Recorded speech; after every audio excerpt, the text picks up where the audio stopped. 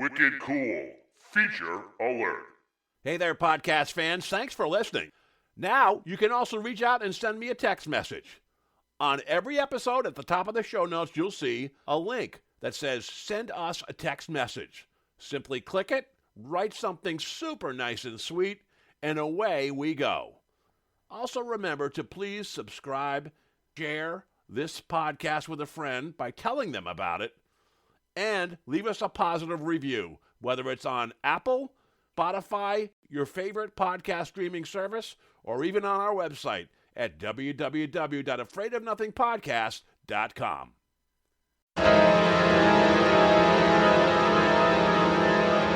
Hello? Hello? Who is that? Who's in my house? Oh my goodness! It's you! You're back! That's right, lady. I'm back. I'm the Afraid of Nothing Shopify store. And I'm here just in time for scare season with screaming good designs for hoodies, sweatshirts, t-shirts, and much, much more. The selection is frightening. The Afraid of Nothing store. Never be afraid to look good.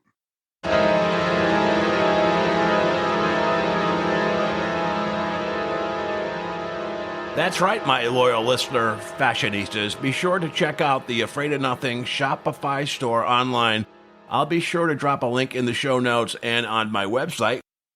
Before we get into tonight's episode, which is a really cool one, it's a boyfriend and girlfriend who have had some pretty amazing alien abduction experiences. Probably one of the clearest explanations of alien abduction I've heard. And I think you'll find it very credible and really riveting. But before that, I just wanted to share a little story. Many of you are familiar with Brad Little Frog Hudson, a friend of mine who was in the documentary, was in episode 1 and 2 of the podcast, and it was episode 1 of the second season. Many of you who listen know that I mentioned that Brad passed away, unfortunately, earlier this year. And my ex-wife and oldest daughter were going to see a college in Pennsylvania because she's a senior and she's going to go to school next year. My youngest daughter, Emily, who has quite some psychic abilities, was tagging along. And she sent me a text from the road, and it said, "Hi, Dad. Guess what happened while I was doing a breathing exercise with Mom this past weekend? I went into the spirit world, and I saw Brad Hudson's spirit.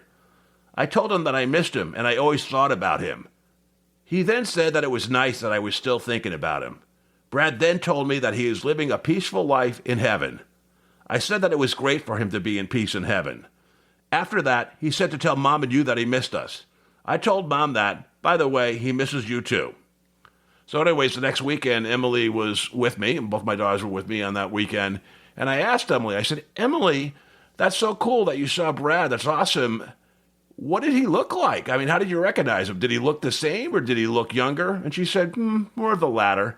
And I said, "Well, if he looked younger and you didn't know him when he was younger, how did you know it was Brad?"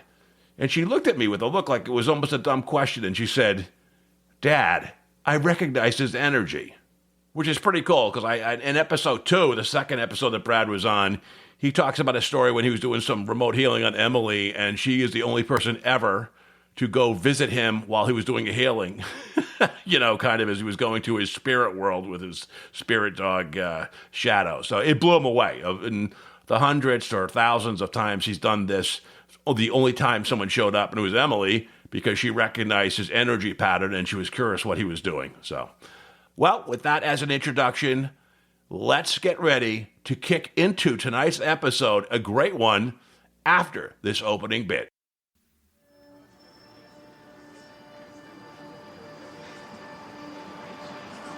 In a world where nothing is known, nothing is certain, reality is not real.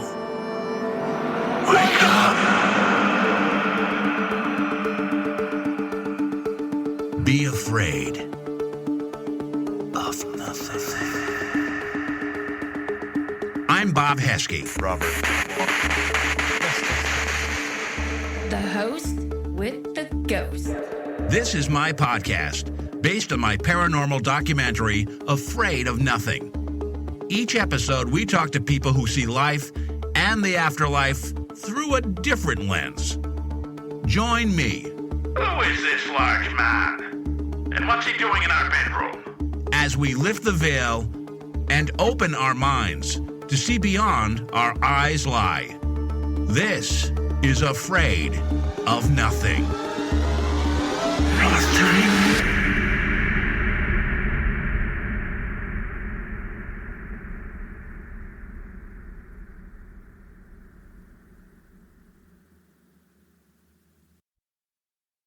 Tonight's a great episode. It's one of those you kind of dream about if you want to have an alien abduction guest. We have two people, Justin Bush and his girlfriend, Gillie. Justin's been experiencing alien abduction his entire life, and Gillie for the past 7 years. So we get kind of two perspectives on it. Also, we have our sometimes co-host, Kyle Carvin, on the line. So first, Kyle, how you doing? I'm awesome, and I'm super excited to talk to everybody tonight. Yeah, this is going to be great. And first, a quick hello to Justin. Justin, welcome to the show. Thank you for having me. And Gillie, you too. Thanks for being on. Thank you for having us. We appreciate it. So look, Justin, I heard you on the Jeff Mara podcast, and what a great job you did. Your experiences are pretty unique. You've written a book called Violence Will Not Be Tolerated, an Alien Abduction Story. This all started about when you were 3 years old. So can you take us back to that point when you first started having these experiences?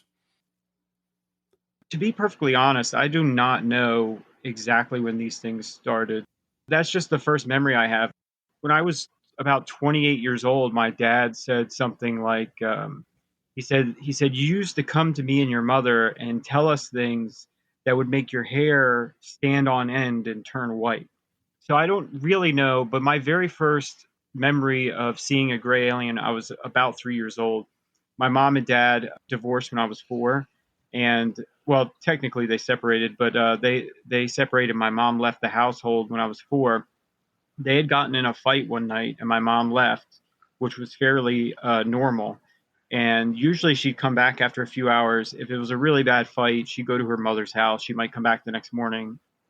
So on this night, I was sitting up in bed, looking out the front window.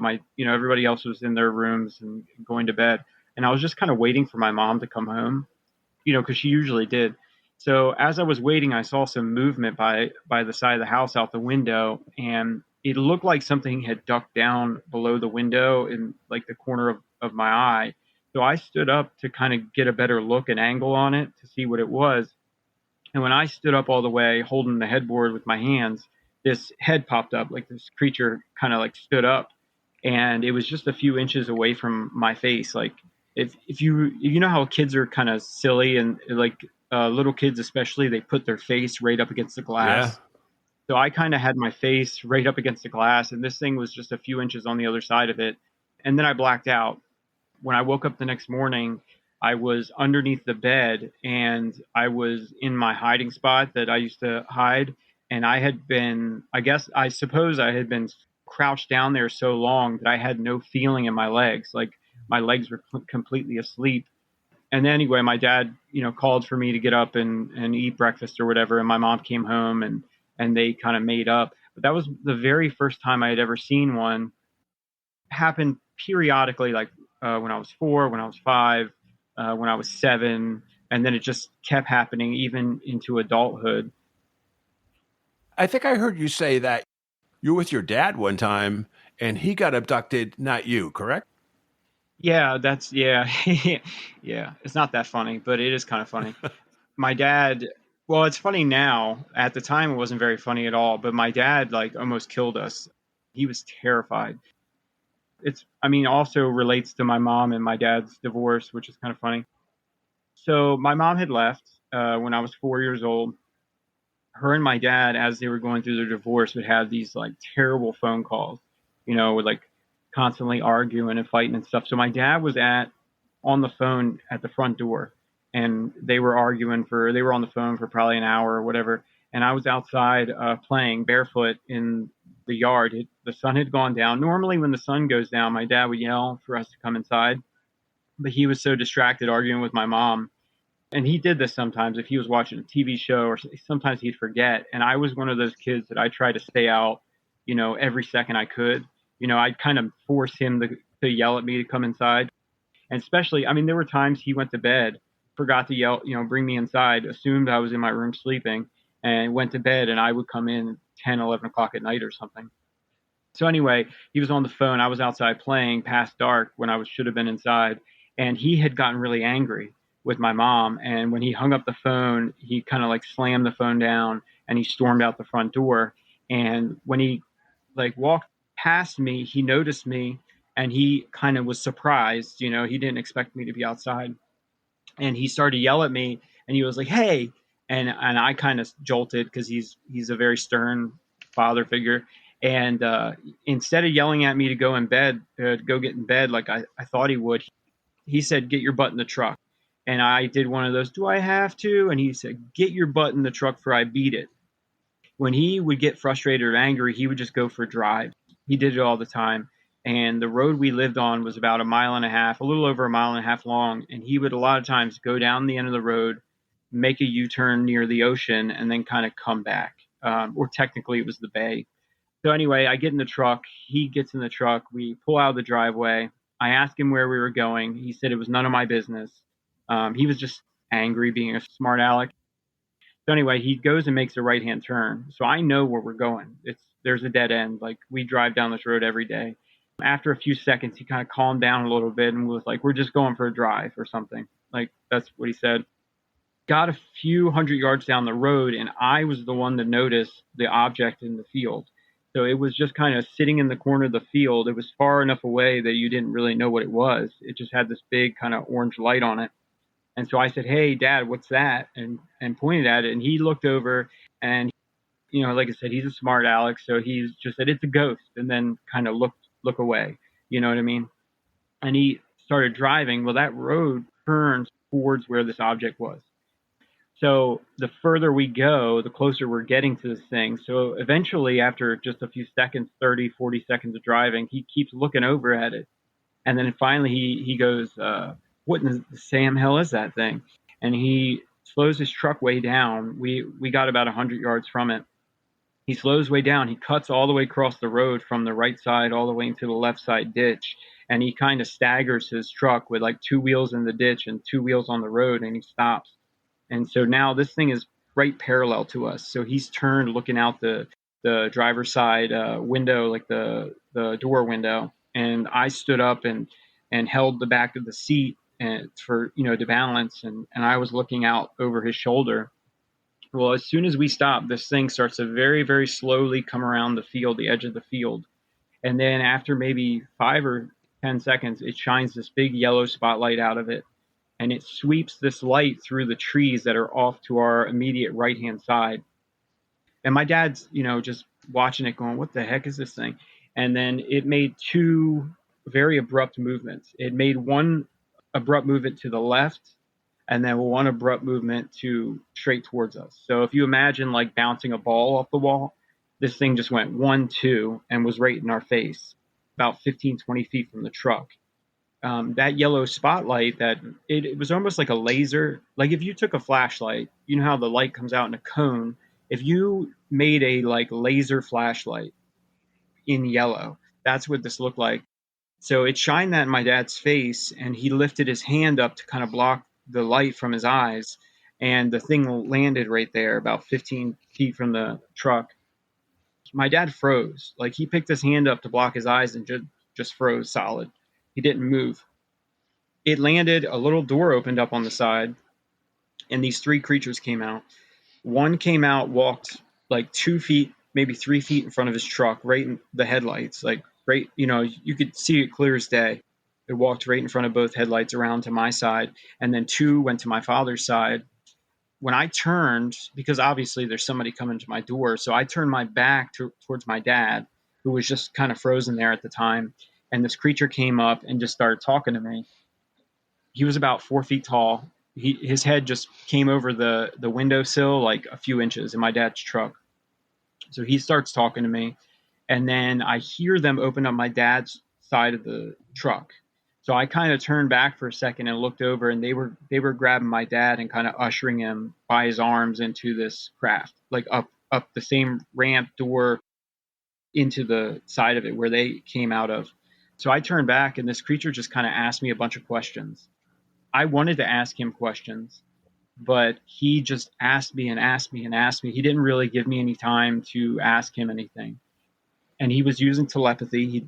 When he first started talking to me, my first thought was like, how is this like it just doesn't make sense to you? Like you can hear them perfectly, but they're not moving their mouth. So I like kind of had that little thing like, what the heck? Like, how is it possible? But he asked me my age.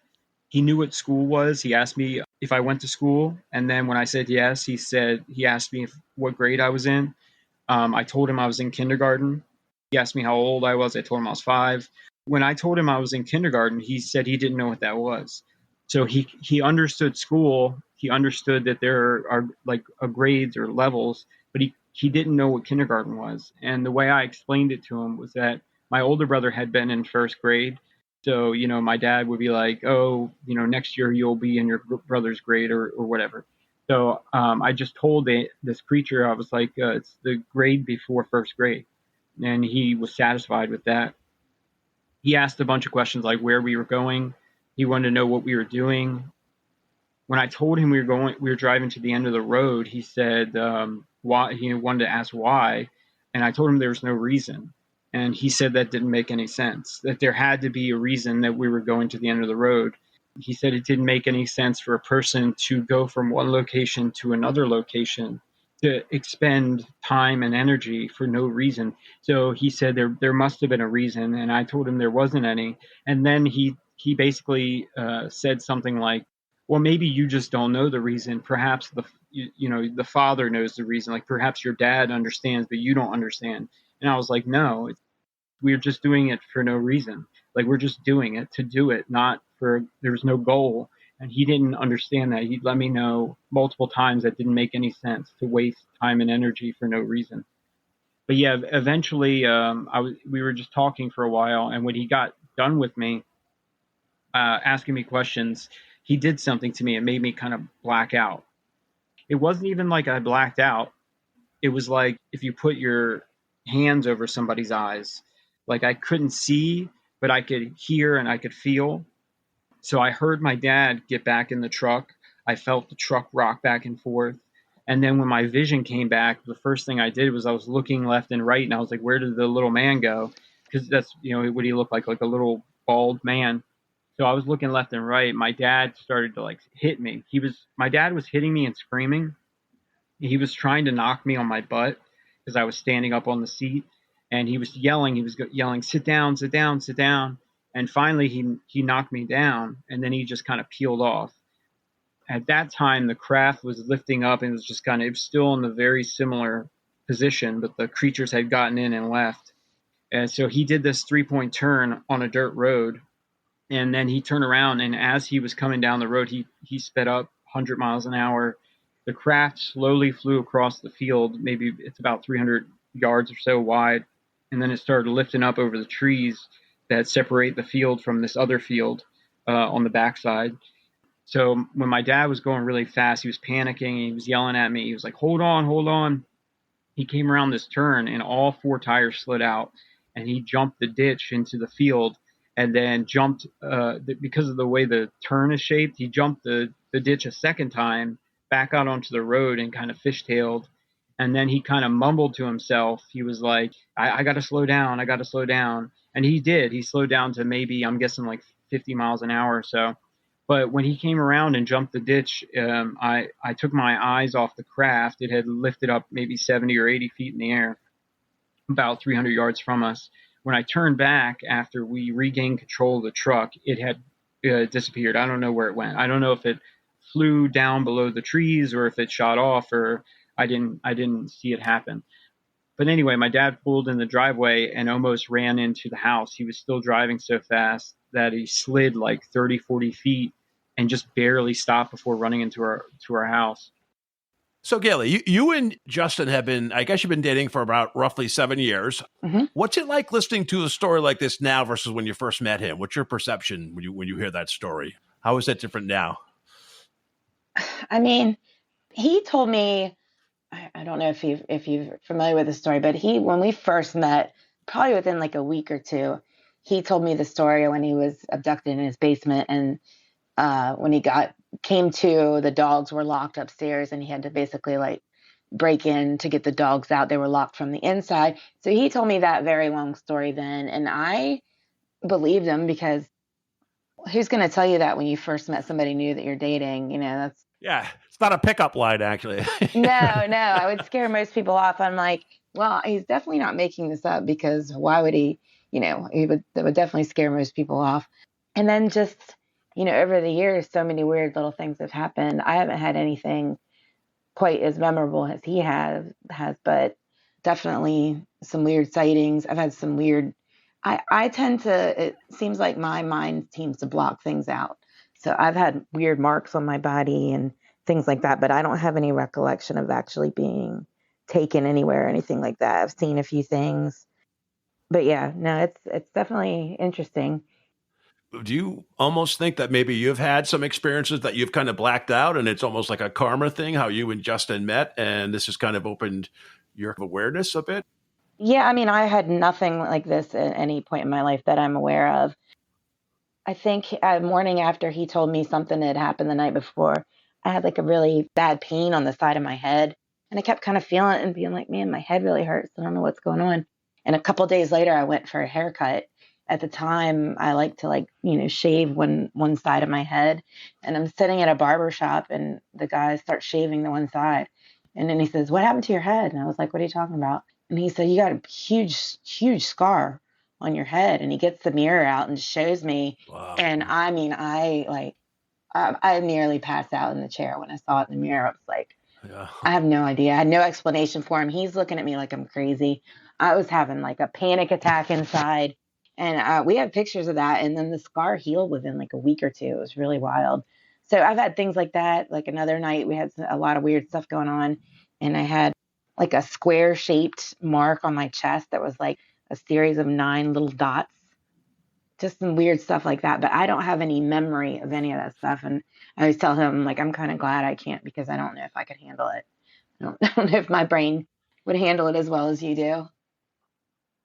I didn't give a proper hello to Justin and Gillie, so hello. Hi, Kyle. Hey. Hey, Listening to when you were your first experience when you saw something in your bedroom window, do you remember back then? Did you like know what an alien was? Did you, or like what did you think it was? Did you already instantly know like to classify it as something, or was it just like a creature to you? Like, do you remember like what you were thinking back then? yeah, no, I didn't think of them as aliens. I just called them like little people or little men. Hmm. Eventually, I started calling them witches because my grandmother. So when my dad and mom separated, I used to have to stay at my grandmother's. She would watch me a lot, and she told me one day that she said, if you don't eat all of your lunch, a witch will bake you into a blackbird pie. I didn't know what a blackbird pie was, and I didn't know what a witch was. I was like, what's a witch? And she told me it was a person that had big black eyes, and they had a wart on their nose. They could fly, and they could do black magic. And if little boys and girls were bad, they would take them away. So eventually I started calling them witches because to me, I didn't know what a wart was. I actually didn't know what that was until my younger brother ended up getting a wart on his thumb one time. And that's when I like understood what it was. Mm. So I thought the fact that they didn't have a nose, that must have been what she was talking about, like the way their nose is messed up, Yeah. you know? Yeah. Eventually I started calling them witches. Once you get older and then you see like I think Star Trek maybe would have been the first, or excuse me, Star Wars might have been the first time that I was like, these are aliens. And I think I was 11 when I saw that. Wow. It's like the first time I really thought about it. And it was like, and forgive me, like with my eagerness of questions, I'm sure you've exhausted all these conversations so many times, but are you familiar with MUFON? Yeah, I'm familiar with MUFON. You know, we've talked to a few a few guests on the show that have been members of MUFON. Have you associated or spoke with anyone there about that at all? Okay, so the long answer is yes, and the short answer is no. I first started coming forward in 2018, and I had some, I guess you'd call it government interference. It would be the best way. So I came forward online, much the way that I've come forward this year, and I started to tell my story and things in 2018. And after the government showed up and paid me a visit, I didn't say anything for 6 years. I was really scared. That really frightened me.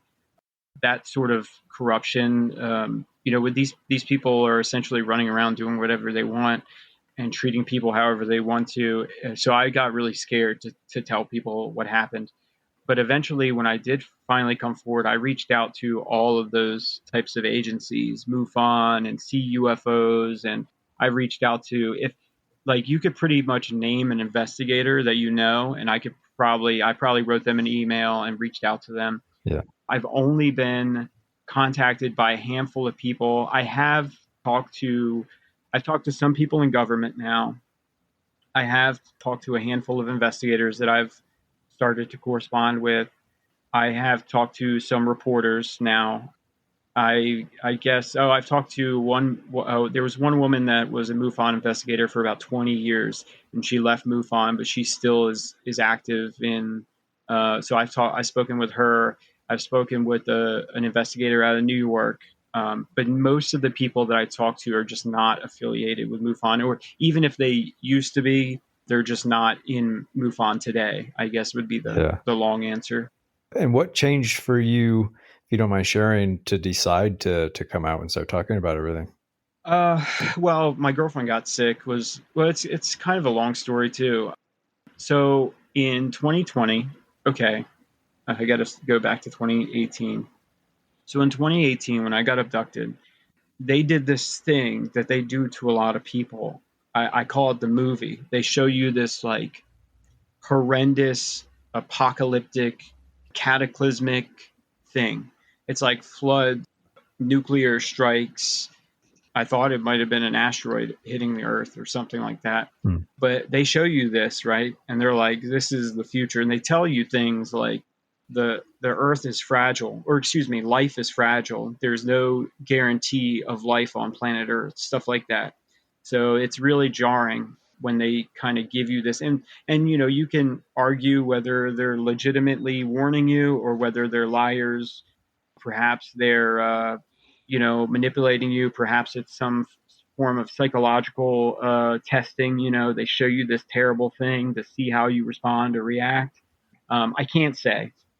But in 2020, so one of the things they showed me was coronavirus.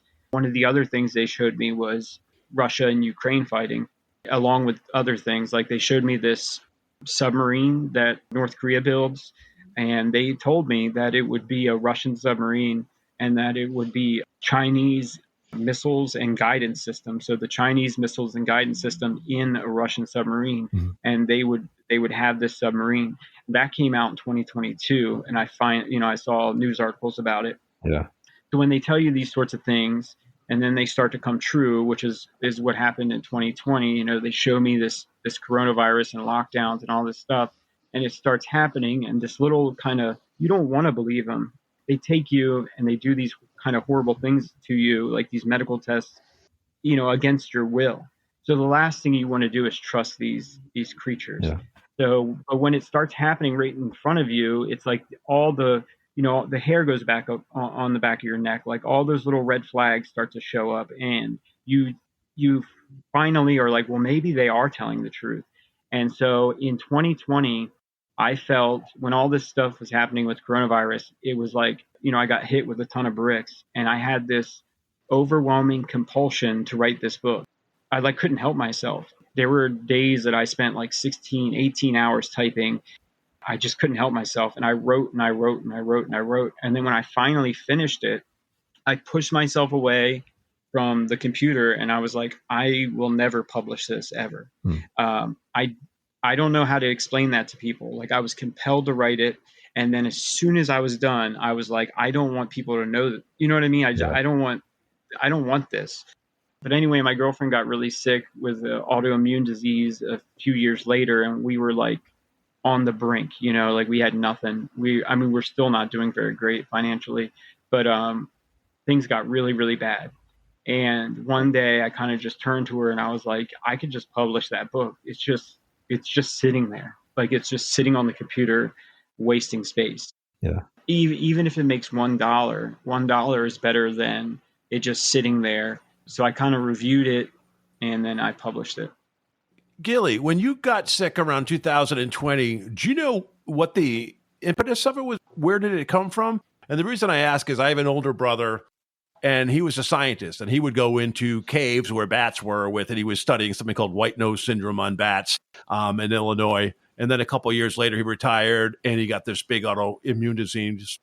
He's been battling since COVID, right, for 4 years or so. And he feels good for 3 months, and he's going to take all this stuff, and then it's a roller coaster. Mm-hmm. Do you have any idea what caused it for you, or was it anything associated with your encounters with the alien beings, or did it just come out of the blue? I honestly don't know, and it really happened overnight. It was like I just woke up one morning and I felt like I got hit by a truck, and then it just never went away. And it was tolerable for a while, and then this past December, it just kind of got turned up to 11 and got completely unmanageable to where I could barely walk, and it was pretty rough there for a little bit. But yeah, I don't really know where it came from, but it definitely came out of nowhere. Like somebody flipped a switch. And so it wasn't like an after effect of COVID, right? Did you have COVID and then a couple long COVID, you kind of hit with this as an after effect, or did this just come out of nowhere? I had COVID. I was sick for like a week and a half at one point. But this was much later, and I didn't have like lingering effects of COVID. I mean, I've wondered about all that. I don't really know. I did get the J&J vaccine at one point. So who knows? Were you with Justin when the government officials showed up, or did you just hear about it from him? Was it something that he finally opened up to you at some point? Yeah, no, I wasn't there. No, she was there. I'm talking about the night with the man on the radio. Well, we have a different. I am one of those, like, if I don't know for certain what happened, because I don't remember most of that night. I have just little bits of memory from that evening. We were living up in the mountains, and I wouldn't say on a farm, but there were farm animals there. There were baby goats, and so I would go out and check on the baby goats in the middle of the night a couple times. And I basically went out to check on the goats, and he had been saying he was hearing weird stuff, and I lost it, but I just have missing time from that night, except for a brief minute where I did hear. I was walking back towards him, and I heard someone on a radio, and I thought it was the police, which I thought was really weird because we were in a very rural area. And I went walking towards it, and he was screaming at me to stop, and I have very limited memory from that whole evening. He remembers a lot more than I do. Well, Justin, you mind walking us through the high points or the low points of that evening? Yeah. I think she's not. I'm not trying to attack her. She has every right to have her own memory of the way things happen. So what happened was I woke her up because they were outside. Okay, so I reached out to the FBI online.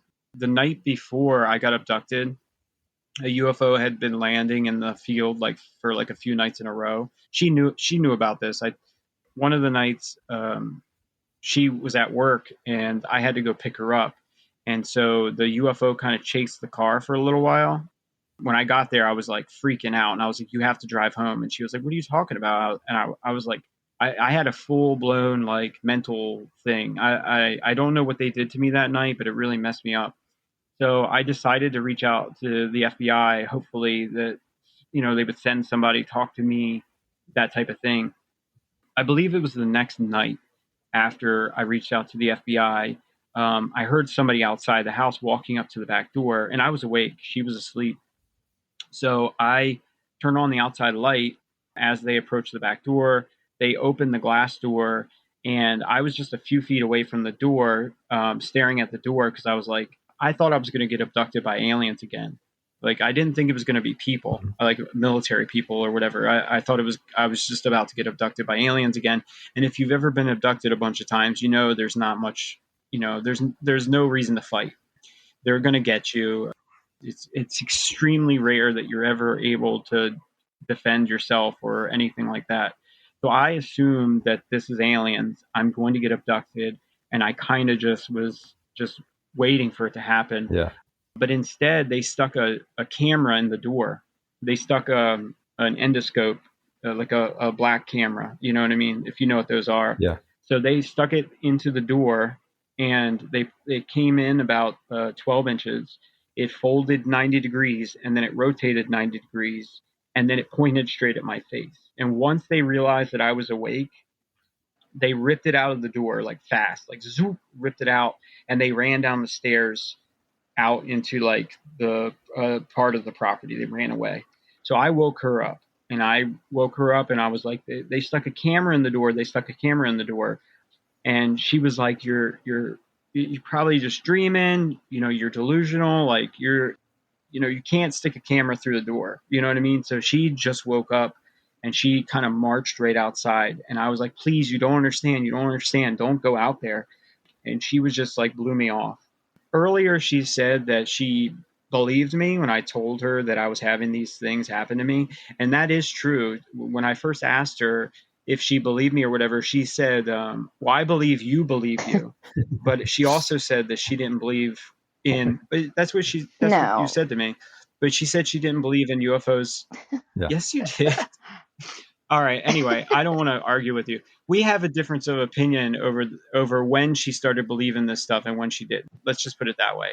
So when I woke her up that night, she was like, "You're delusional. Like there's nothing out there." And she walked right outside. I literally like begged her not to.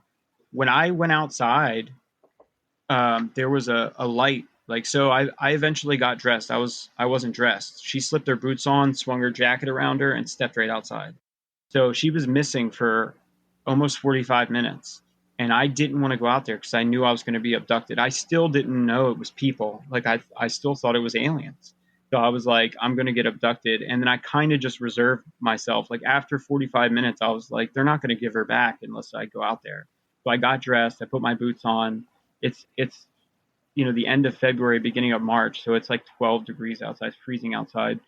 I stepped out, and when I first stepped out, there was about 70 feet away from me was a blue orb. It looked like a small drone. It was hovering about 4 or 5 feet off the ground, about 70 feet away from me. It shot maybe 100 feet behind until it went behind this cluster of trees. That's probably like 40 feet from the back door. Now, I kind of backed up because now I'm like panicked. I just saw this drone go behind these trees. All of a sudden, I hear some kind of walking, and long story short, it was her. It was Gillie. So I started yelling her name as she walks up to me, but she's like out of it. Like her eyes are rolled back in her head. She's walking funny, like she's not swinging her arms. She literally bumped into me. Like she walked straight into me and bumped into me. And I was like screaming in her face. Like she wouldn't wake up. I was like screaming at her, like, we got to get the F out of here. After she bumped into me, she leaned her head back. Her eyes were rolled back in her head, and she just mumbled. She was like, "Can I have a cigarette?" And I was like, "What are you talking about? We got to get the hell out of here." Blah, blah, blah, blah, blah. I'm like freaking out, panicking. And then all of a sudden, the guy, he was hiding with her. Like he must have had her and let her go, because he turned on his radio and he said something like, it sounded like he said, "The target's outside," is what it sounded like. He clicked it on, and went, shh, and he went, and let it go. Her eyes shot open. Like as soon as he radioed to his people, she like shot open and was like, "Oh my God, what was that? We got to go see what that was." And I was like, "No." That's when I started like yelling at her and chasing after her, begging her. I was like, "Please, we got to go back inside. You don't understand. You don't understand what's going on." Anyway, she ran over there. She looked around. She couldn't find anything. Thank God she didn't actually go the right direction. She kind of went the wrong way. I think she was just out of it, so she didn't know exactly where it came from. So she ran out towards the road, thinking it came from near the road. Like she said, at that point in time, oh, go ahead. He was definitely traumatized and not handling all of it well. And it was like, it was almost every night, every little sound, he thought that's what it was. So I was trying to be the voice of reason. Like, no, it's just the wind. It's just this, it's just that, to keep him calm. And because I didn't think that things were happening every single night, but, I was wrong. So, no worries, Gillie. You're like, if this is a horror movie, you're the one that the audience is yelling at because you're going outside to danger, and they're like, "No!" Yeah. Oh, absolutely, absolutely. When was the first time you and Justin both maybe saw a UFO or had an experience where you're like, "Okay, I can't, like, this is something I can't unexplain"? Probably that night. And is that the night that I had the marks on my chest the next day, Justin? Yeah, Yeah, that is the same night. The next day I had those weird marks where it looked like I had been like injected with something. And there's more to that story from that night. That was probably the first time. But well, there was the time over at the other house that we saw. Because you didn't believe. Okay, so there were 2 other times we saw UFOs together before that night. And one was this giant UFO, and we both had missing time. And afterwards, she was like, well, maybe it was like some military program or something like that. Like, she didn't believe it was aliens. You know what I mean? Like, she was like, there has to be a logical explanation to it. The other time, we were at my father's house, and it was those 7 little triangles that flew like 20 feet over our head. And she was like, maybe it's some military drone thing. You know what I mean? Because the way they flew together, so there were 7, right? And they were kind of flying pretty slow above our heads, about 20 feet over our heads. They separated into 2 groups, one with 4 in a diamond pattern, and then one with 3. Then they all simultaneously turned and banked and went to the left and right. But when they shot off left and right, like when they gained altitude and flew away, they shot off so fast. And the only way we could, like, we talked about it, we told my dad about it because we were outside smoking a cigarette when this happened, and we went in and told him about it. The only way we could kind of rationalize it is maybe they were some sort of drones, because the way they operated, they had to be in contact with each other to fly like that. And they move so fast that if you've ever seen those drone races where people are individually piloting, right, they crash into each other. They can't move in unison like that. It seemed like there was like an AI in charge of the way they flew, if that makes sense. Yeah. But both of those times, I don't think she believed that they were aliens, if that makes sense. She saw some UFOs, and she was like, maybe it's some secret government thing, like a brand new government thing. I think that night was, like she said, was probably the first time we had a UFO encounter where she was like, oh my God, like this is not just like some secret government plane flying around. Like this is real. Like this thing is real. Yeah. The time before that, we had been outside. I think it was in like the first year of us dating. We were standing outside my house, and all of a sudden, and it was absolutely silent, and we didn't see anything, but you could see the stars and everything above us just go black, like some absolutely massive craft passed over us. And it was just like we were staring up, just watching the sky go black very slowly, and then the stars be able to be seen again. And I was like, whoa, what was that? Yeah, that was the first time, really. Oh, so many questions. Do you think in all the cases of visitation and or abductions, do you think it's been the same individual aliens? Has it been different groups, or do you know that answer? I guess I could take this one. I think the only creature or thing that she ever saw was last year out the back window. I think that's the only time she has a memory of actually seeing some sort of humanoid. But I have like much more memory. Like that night that I was just explaining when she thought it was like a police officer or whatever. Yeah. So eventually they grabbed us, they drugged us, and they questioned me. And I remember not all of that, but I remember a good bit of it. And they interrogated me, they threatened you a little bit or whatever.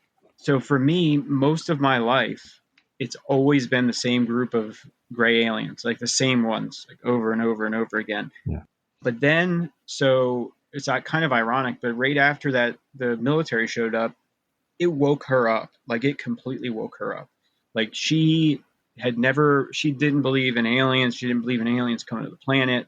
She didn't believe in any of this kind of stuff. Even when we saw those other groups of UFOs, she was like, it's probably some secret military thing. So all of a sudden she was like, this is really happening. And when that happens to a person, they immediately do a deep dive into like UFO. They're trying to understand what they experienced, like what happened to them. Yeah. And so I had done that when I was like in my 20s, that I went through that phase of trying to understand what was going on.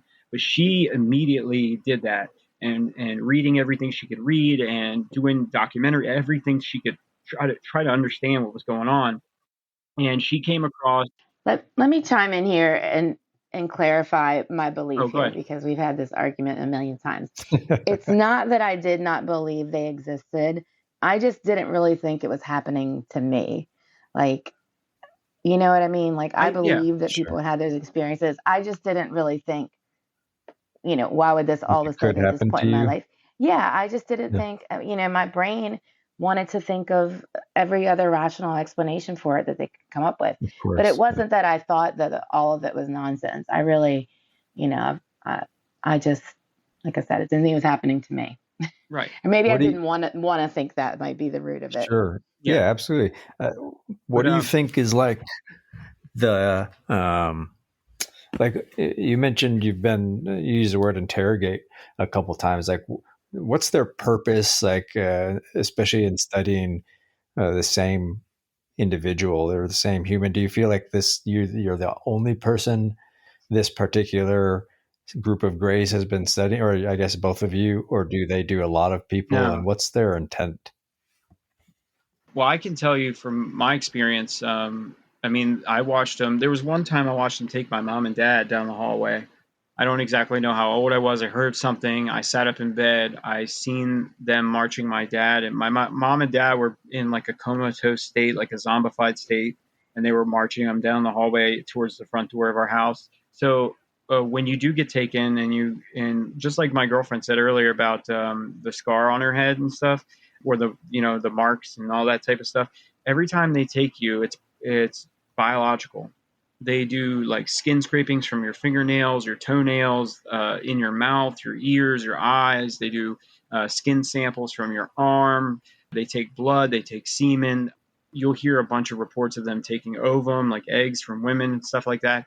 Clearly, at least the Greys, clearly it's some sort of medical thing that they're doing. They are looking for something. I've heard actually from many people of them getting abducted.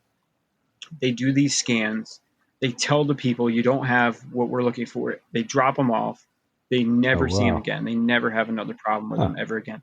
Whatever they're looking for seems to be biological. It seems to be, I think that's why they tend to abduct families, because when they find it, well, who's got it? Well, all your brothers have it. Your father's got it. Your grandfather's got it. There's not much of a, if you're a scientist. Yeah, right. Yeah, we lost him. That's okay. The good news is maybe. Oh, he must have been talking about something. Maybe the. Oh, did we lose him? I know it's interesting. That's interesting. I know. That's why I walked back here. Yeah, we lost you. Oh, you lost me? Yeah, that's why. You? Yeah, they can hear me. Hold on. That's okay. We can hear you. We can hear you both. Oh, it looks like Chrome shut down. Yeah, I don't know why that happened. I think he's back. So where did we end off? It was something about the government, and then the government interjected and cut you off, and then. That's okay, guys. I'm so sorry about that. I don't know why that happened. Well, it's interesting what you're saying, because Bob, I'm not sure if you remember who in particular this was, but it was we were discussing aliens, and they had asked some question of like, why, like, how do they choose? And that person mentioned that it seems to be somewhat, I didn't know if it was like genetically or if it was past family history, but that they tended to. Was that Preston Dennett? Maybe it was Preston. And so this totally aligns with what Justin and Gillie are saying. It's really interesting. It's the biological thing, like that makes sense. And Gillie's having, marks left on her as well. So Yeah. Justin, go back and finish your thought there. Oh, yeah, sure. When Gillie did her deep dive and started researching, he wanted to try to contact these ships and stuff like that. And I ended up having encounters with several different groups. It was the first time in my life I ever met groups that weren't gray aliens. But as far as the gray aliens go, it's always biological. Every scan, they did a brain scan on me when I was 21. They implanted a small black object in my right eye. I had that looked at by several doctors. Just recently, September the 1st of this year, I can't remember everything, but they took semen. So I remember seeing him at the doorway of the bedroom. I blacked out. When I woke up, I was somewhere else. They had this device on my privates. I knew what they were doing, like when they were doing it. And then I woke up in bed. I woke up 20 hours later. Mm. When you get abducted, you literally feel like somebody's run you over. Like from my hips down to my toes, all my muscles were drained. Like if you ever run a marathon or something, like I couldn't move properly when I got out of bed. I had these bruises on my upper inner thigh. Let me see. About 3 years ago, they cut open my leg. They inserted some device in my left calf muscle. And then when they went to go heal it, they put this strange white gelatinous material, it was like a clear, like Visine, but perfectly clear instead of having that tint of yellow. But they put it over the area after they did this surgery. It's always medical. I couldn't, people's asked me plenty of times, what do I think the purpose was? I do believe that they're making hybrid creatures because you see them sometimes on the ships. Like when they take you, they're clearly using our DNA to make their own society like more robust, I guess, to integrate something. There's something about us that they want for themselves. Sure. It would be like if a human being gave themselves bird DNA so they could fly. There's clearly something special about us, even if they don't tell us what it is. There's clearly something special that they want. Sure.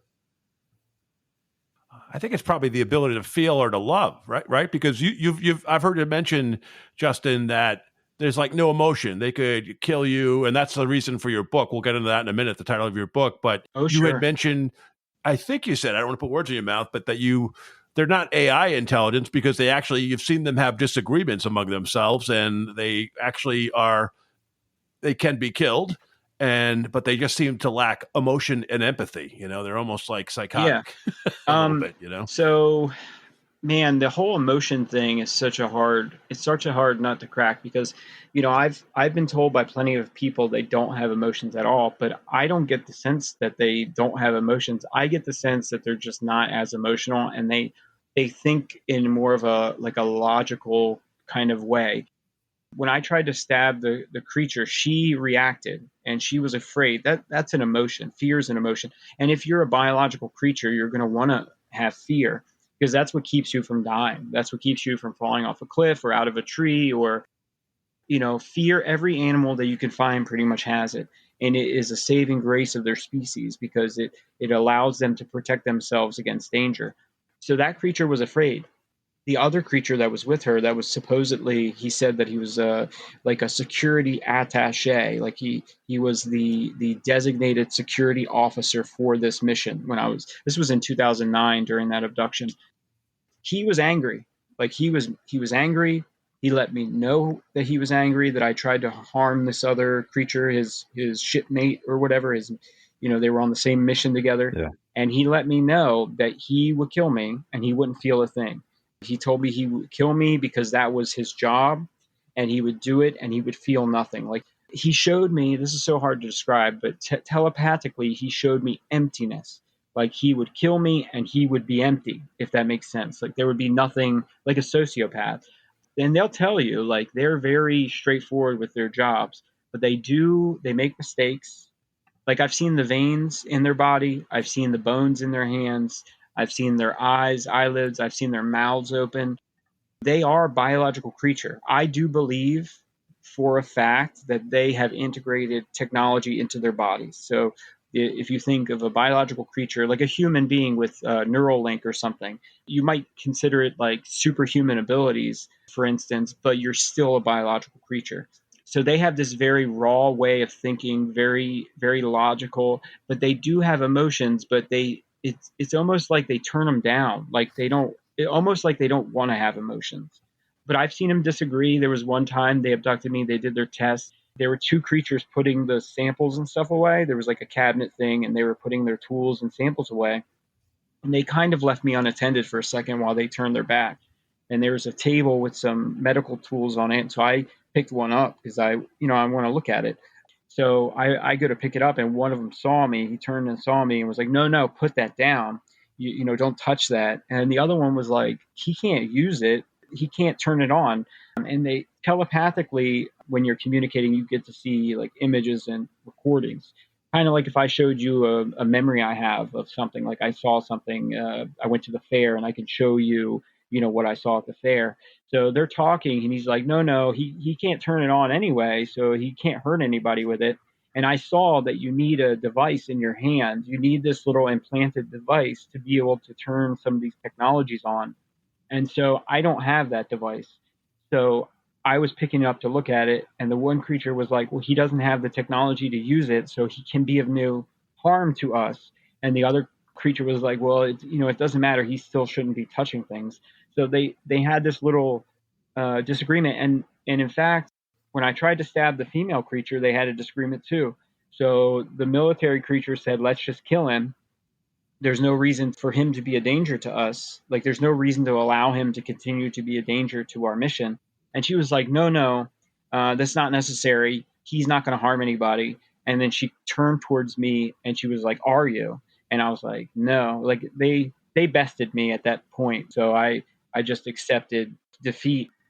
Yeah, they have disagreements. They make mistakes. They have emotions, but I would call it muted. They're very, I don't know. They're just very logical. Like, if you think of Spock on Star Trek, that would be a good one, because he does have some emotions, but they're very toned down. Gillie, I think you should tell him about the ship outside the window, because we really haven't talked about close encounters that you've had. And I think that you know what I mean? When I woke you up that one night. Yeah, the closest thing I've seen, the clearest, like, undeniable. He woke me up in the middle of the night one night and just said, like, pointed, like, look out the window, look out the window. And where we were living at the time is like an old farmhouse, and we were in a bedroom on the second floor. And just outside our window was a very large old tree, not very far away from the window at all. There was a little bit of a slanted roof outside our window, and then it basically was into that tree. And I looked over and immediately saw a craft, just right outside our window. And it was only there for a few seconds and gone. I didn't see it fly away. I was barely awake at the time, but I definitely, still remember it. It shocked me so much. I grabbed a piece of paper and started sketching what I'd seen. And I cannot draw at all, but I was like, I've got to lock this into my memory, because I couldn't believe it. But it was just a small, saucer, basically. The stereotypical saucer. Yeah. Gillie, did you think it was surveillance? It's possible. I don't know, but it was there, and it definitely flew away and disappeared in faster than I've ever seen anything else move. I blinked and it was gone. So, who knows, but it was right outside our window. Yeah, that one got me. That one shocked me. I wish I could find my drawing of it. When I woke her up, it was a disc. It had red lights on the rim of it, and it was probably 6 feet from her. I would say about 8 feet from me. And the reason she talks about the tree is because it came down in between that tree and the window. So if it were further away or something like that, you wouldn't have been able to see it, because that tree blocks that whole window. But anyway, it rotated 90 degrees on its axis. It paused for a few seconds, and then it shot off incredibly fast. Wow. And what she said, quick, give me a piece of paper and a pencil. And I was like, why? And she said, if I don't draw this, I'm afraid I'll fall asleep and forget. And she literally said she wanted to get it on paper, so that way the next day she knew it really happened. And but she didn't fall back asleep. We actually stayed up for a few hours talking, and then we eventually went to sleep. But yeah, she was afraid if she fell back asleep, she would forget that it even happened. It seems like the human race, when thinking about other species that we just call aliens, I guess, they're often thought of as superior, especially intelligence wise.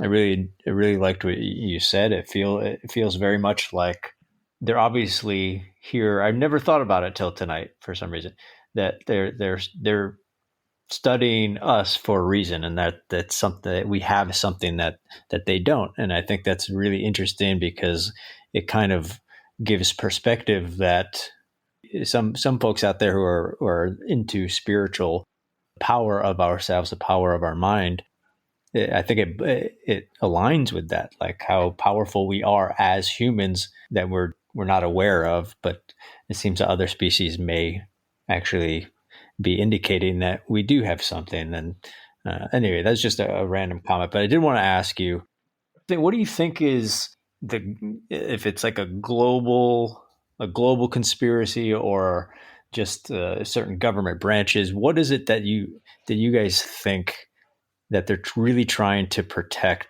What are they trying to hide? Like, what are our governments and groups really trying to hide from us with all this stuff? I think Gillie should take that. I mean, I personally think it's obviously military related. It's weaponry, that sort of thing. I think that's the entire reason why it's being hidden from us. Yeah. Why'd you put that on me, Justin?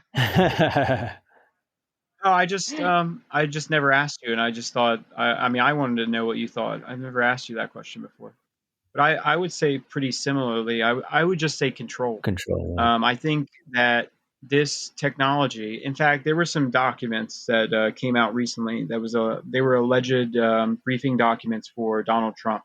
The people that supposedly leaked them out, it's got some cachet. So I will tell you that I believe these documents.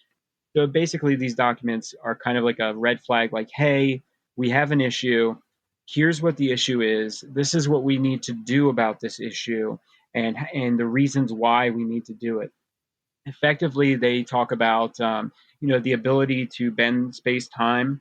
They go on to say, you could enter any secure facility that you want with this technology. Yeah. They talk about quantum optics and quantum computing technologies, as well as gravitational flight and things like that, and like what that capability allows you to do. And it advises the country, the president who's being briefed, that we need to put money. And then it says we have these laboratories already set up that we could already kind of push this technology, and we could start working on it with these. And it names a few different labs. It's basically talking about these labs that have already been inside of aerospace for a long time. It's like, hey, give them a program to work on quantum optics or whatever, because this is a real danger.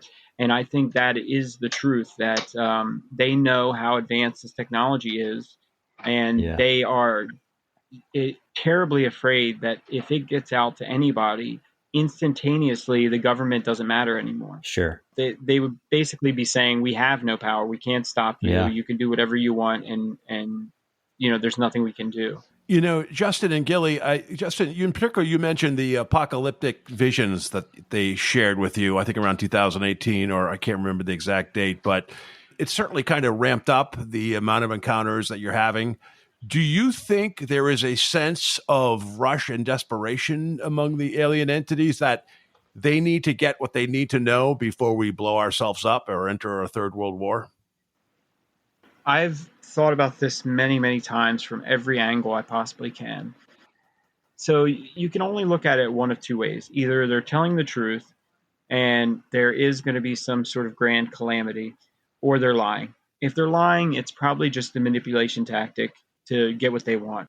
But I don't get the sense, or at least the group that I was with, I don't get the sense that they were lying. I think they are legitimately warning people of the dangers of nuclear war. I think they are legitimately, it's almost like they're trying to accelerate us in some way. It's like they're almost like screaming at us, like you're almost there, and you have to get to this kind of threshold for some reason. And whether they're telling the truth or not, It really doesn't matter, because if they're pushing us to move in this direction, they might be lying to get us to get there. You know what I mean? Or they might be telling us the truth and saying, if you don't get there in time, you're going to regret it. I hate to say this. After everything they've done to me my whole life, I really hate them. I hate them a lot. It's been very difficult for me. It's ruined large swaths of my life.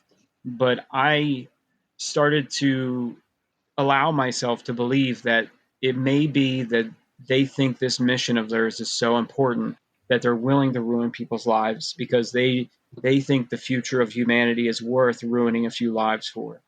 I am tentatively allowing myself to consider the apocalyptic revelations that they showed me to be either something that's going to happen or something that we could ultimately avoid. And I think that may explain what they're doing, collecting DNA and all these different things. Because if you had an apocalypse, that's what you would want to do. You would go out and you would collect all the DNA and samples and scan, so that way you could guarantee that you have a population base for later on. And I think that's a very high possibility of what they're doing, that they are trying to preserve us for their, even if it's for their own designs.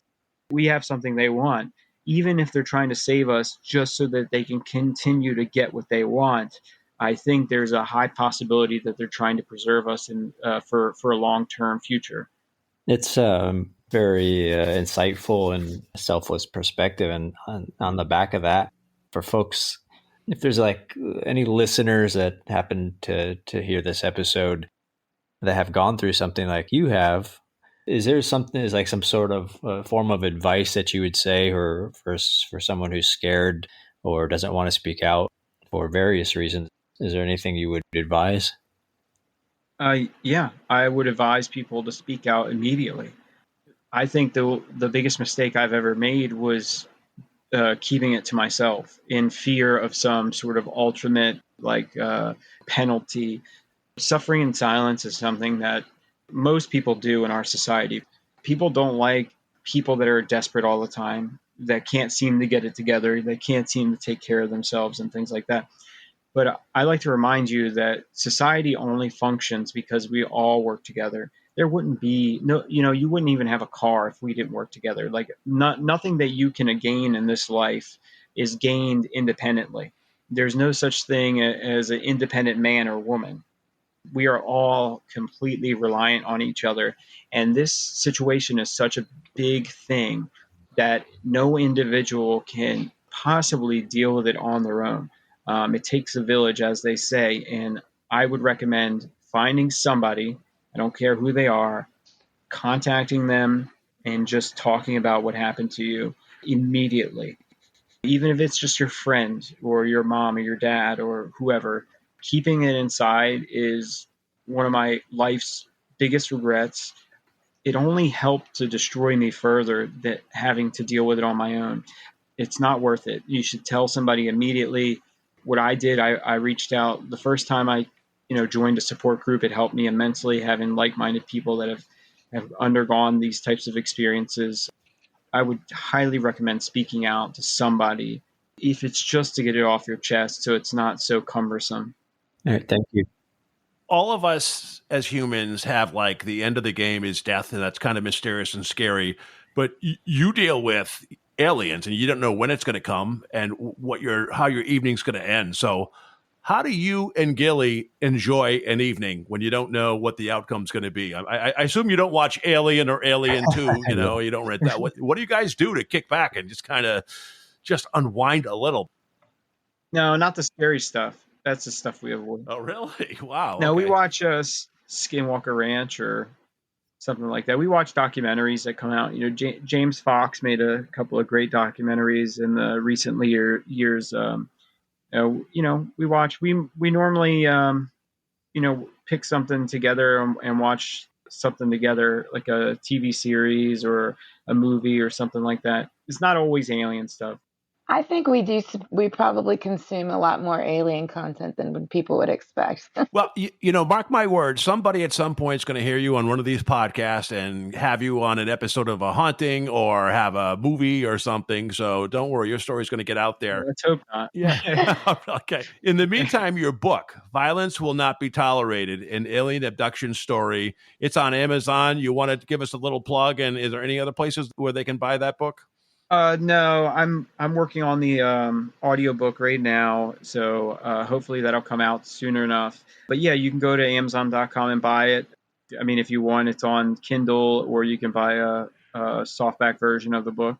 And then I also like to give people my email address. If anybody needs to talk or reach out to me, they're having experiences or anything like that, they can reach out to me at unacceptablenewsteam@gmail.com. That's unacceptablenewsteam@gmail.com. Excellent. We'll put that a link in the show notes. Justin and Gillie, thank you so much. I mean, I've had a lot of guests on my podcast. It's the first time I've had a boyfriend and girlfriend, kind of both type of perspective of what it's like to be an alien abductee and how it's affected the other person, and kind of what their perception is of it too. So thank God you have each other, because you certainly need that support and comfort. And I thank you both for being on the show and sharing your story. I think your message is going to get out, and God bless you both. Thank you. Thank you for having us.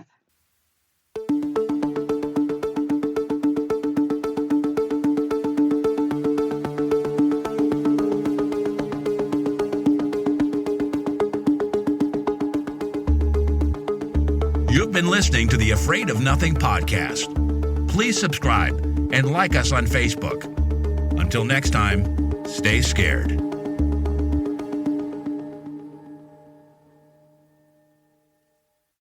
Hey, you're still here? Great. Then why not listen to another episode? Visit afraidofnothingpodcast.com to peruse all the shows. That's afraidofnothingpodcast.com. And while you're there, click the coffee cup icon to buy me a coffee and leave a review. I'll give you a shout out in an upcoming episode, and the world will know how swell you are.